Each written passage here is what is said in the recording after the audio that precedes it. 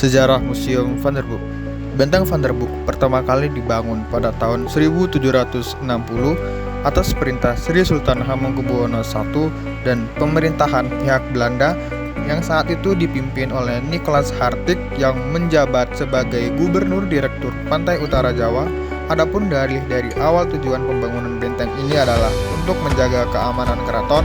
Akan tetapi maksud sebenarnya dari keberadaan benteng ini adalah untuk mempermudah pengawasan pihak Belanda terhadap segala kegiatan yang dilakukan oleh pihak keraton.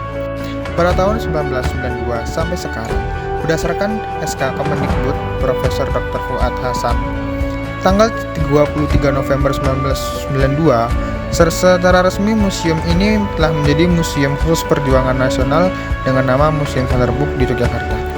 Dan museum ini memiliki 4 diorama di mana tiap diorama memiliki cerita sejarah yang berbeda-beda.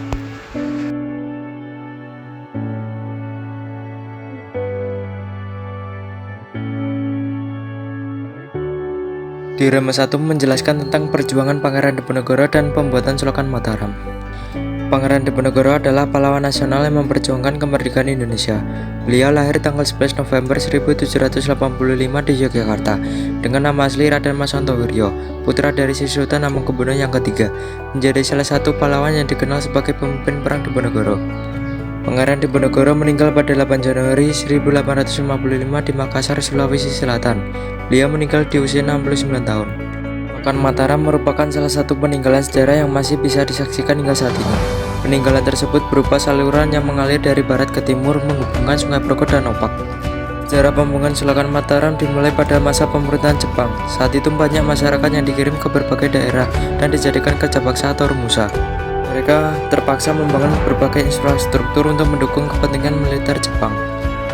Di ruang diorama 2 ini berisi bermacam-macam sejarah Indonesia, antara lainnya adalah misi penerbangan pertama Indonesia yang terjadi pada 29 Juli 1947 yang melibatkan 2 pesawat Cungreng dan 1 konte melakukan serangan udara atas target Belanda di Semarang, Salatiga, dan Ambarawa.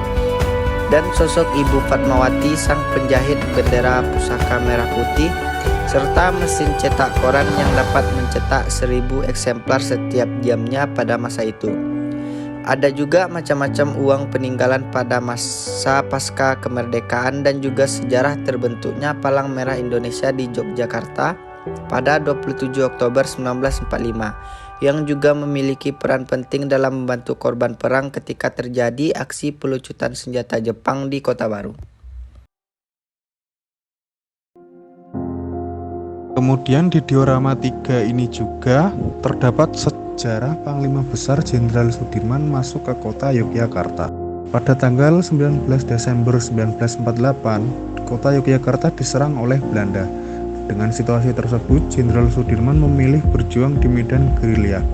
Selanjutnya pada tanggal 1 April 1949, Jenderal Sudirman tiba dan tinggal cukup lama di Duku Sobo, Desa Pakis, Kecamatan Nawangan, Kabupaten Pacitan, sebagai realisasi dari perundingan Romroyan. Pada tanggal 7 Juli 1949, Pangsar Jenderal Sudirman meninggalkan Duku Sobo menuju ke kota Yogyakarta. Tanggal 10 Juli 1949, beliau tiba di Yogyakarta dan mendapatkan penghormatan militer.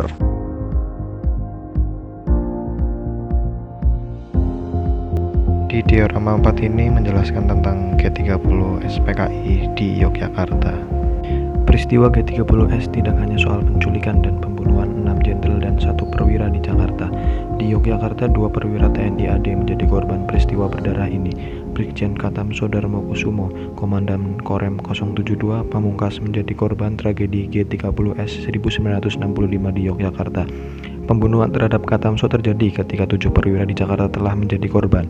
Ketika Letkol Untung mendeklarasikan Dewan Revolusi di Jakarta, Katamso yang saat itu masih berpangkat kolonel belum mengambil sikap karena belum mendapat kepastian dari pusat.